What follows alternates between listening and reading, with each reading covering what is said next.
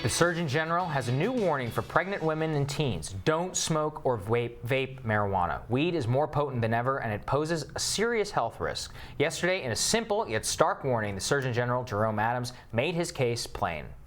This ain't your mother's marijuana. No amount of marijuana use during pregnancy or adolescence is safe. Joining me now to talk about his warning is Dr. Jerome Adams. He's Vice Admiral. Welcome to the show. Thank you so much for joining me. I think I'm admirable too. So yeah, you are both. You're not just Vice Admiral. Tell us a little bit about why you decided to hold this press conference yesterday. Well, the marijuana issue is complicated, but I want people to know this is really being driven by the science. And the most important thing for people to know is that the potency of marijuana has increased threefold over the last several decades, and that's just the plant. When you take into account concentrated forms such as edibles, waxes, shatter, people are getting up to 75% THC delivery when they consume marijuana compared to 4% THC in 1995. So it's a fundamentally different product that increases the danger and the risk, particularly to young people and to pregnant women. Yeah, and I think, Doctor, there's the marijuana industry and many people who are pro-marijuana legalization. They say, oh, sir, you're just repeating reefer madness talking points. What would your response to that be? Yeah. Well, I understand where they're coming from. Reefer madness was propaganda, but what we're talking about here now is science and data. And we know that in states that have legalized marijuana, we see youth attitudes about the dangers of marijuana go in the wrong direction. Youth in those states think it's more safe, when the reality is that it's much less safe. And that can cause cognition problems, learning, attention, and memory. We're seeing emergency department admissions for psychosis and for poisonings go up for adolescents. There was just a study from Boston that came out and showed that. And there's societal consequences. We're seeing arrests go up for young people in states that have legalized. And one of the promises from marijuana legalization is it'll reduce crime, overall health benefits will be good, teen use will go down because it's no longer illicit. Have any of those things, I know you can't speak to the crime element of it, but on the health issue, overall, has it been a net positive or a net negative? Well, overall, it's been a net negative as far as I'm concerned for young people and for pregnant women. We're hearing states where pregnant women are using at a 1 in 5 rate in some of those communities. And again, youth attitudes are going in the wrong direction. I have a 15, a 13, and a 9-year-old. And I absolutely, as a physician, as a dad, as a Surgeon General of the United States, wouldn't want them exposed to these products and wouldn't want them to falsely believe that they're safe. Can you tell the audience, any prospective parents here, what they would say, oh, it's just, he's just smoking marijuana. Lay out for them the effects on an adolescent brain here.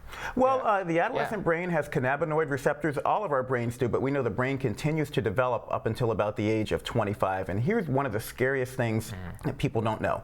As the THC content goes up, the danger for addiction goes up. 1 in 5 adolescents who use marijuana will go on to become addicted to the substance. And we know that if you use one substance, you're likely to use other substances. So my own brother is in prison due to crimes he committed to support his addiction.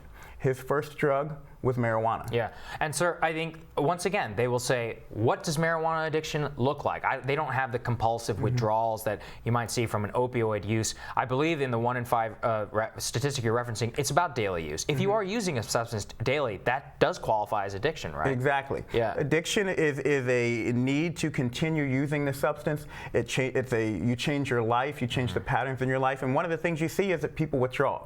And so what they tell us, doctor, is, oh, well, it's not as bad as alcohol, or alcohol is legal, you're a hypocrite. So what is the response to these people whenever you as a Surgeon General of the United States are trying to sound the warning about this? Well, whataboutism is very, very dangerous. So I try to look at things for what they are and not get on that slippery slope of comparing one thing to another. And we know that for pregnant women and for young people, marijuana can have catastrophic consequences.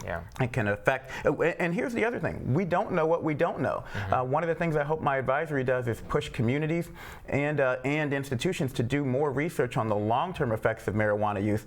But I got to tell you, a developing baby, a pregnant mom who's smoking, there's no reason whatsoever, there's no evidence out there to suggest that it's going to be a positive to expose that baby to high concentrations of THC. Yeah, I mean, I think it's one of the things where it's like, hey, it's probably not a good thing. Doctor, I also wanted to get your take on, we saw some interesting news out that there was one of the first possibly vaping-related deaths that happened this week. Now, you've sounded the alarm about teen vaping in the past. What is it from a regulatory perspective, or what is it from a Surgeon General's perspective that you are looking at the teen vaping issue? Well, we're concerned that 78% of high schoolers report vaping, and 1/3 of youth who vape regularly say they vape marijuana. Wow. And so there's a crossover here.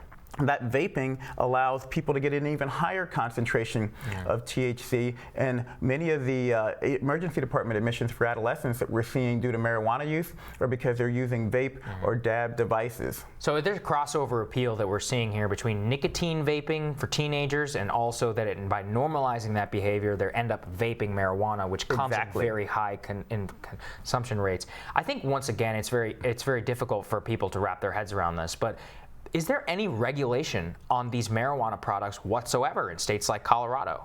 Well, one of the challenges is that the vaping industry and the marijuana industry, there's big money behind it. Right. And I'm not against anyone making money, but I want to make sure when communities are making decisions, policy decisions, that they're making them fully informed about the health consequences.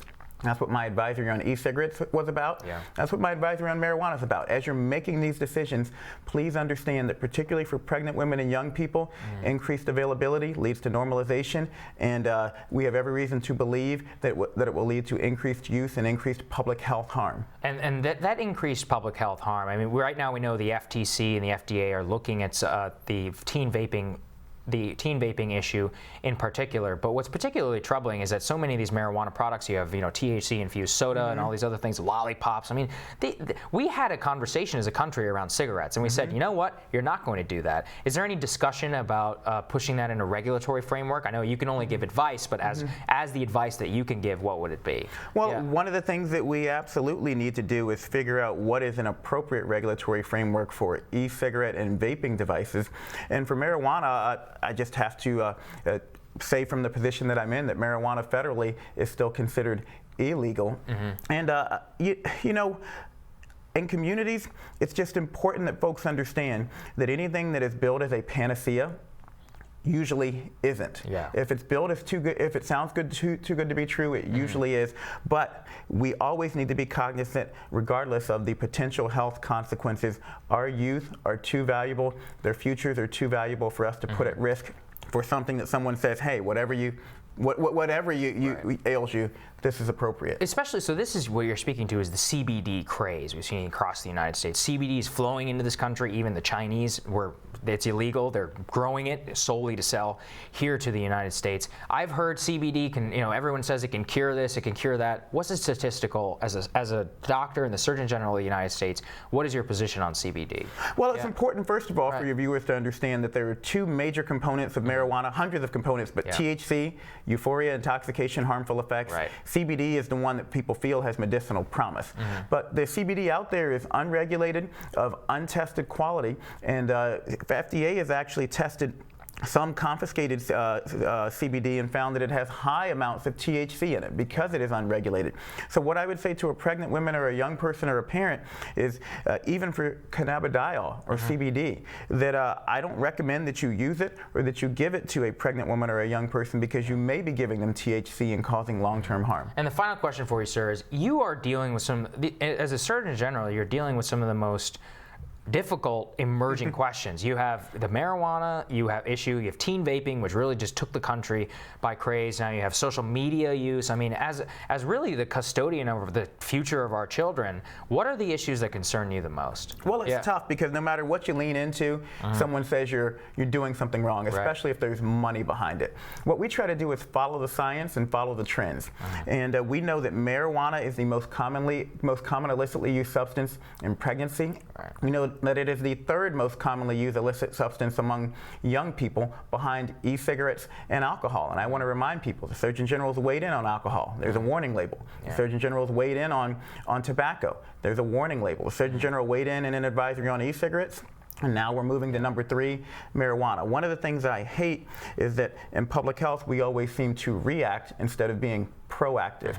As Surgeon General, I've determined that I'm going to follow the trends and warn people as early as possible when we can, and then continue to push for more data. But we don't want to be 20 years from now looking back and saying, gosh, we should have done more to protect our youth. Well, I commend all the work you're doing, Doctor. Thank you so much for joining me. I really appreciate it. Thank you. Appreciate the opportunity. Stay tuned, everybody. Team Rising is coming up when Rising continues.